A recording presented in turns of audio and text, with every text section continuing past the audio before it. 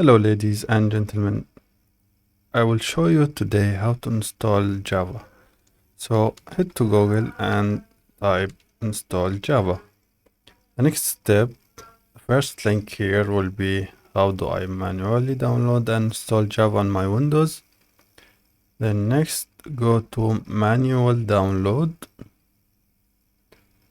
and from here we will choose Windows Online.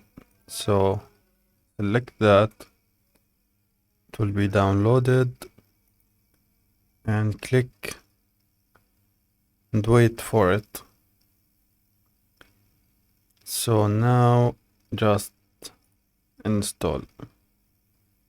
Estimate time 4 seconds, 2 seconds, depending on your internet speed. It will be different for you, of course.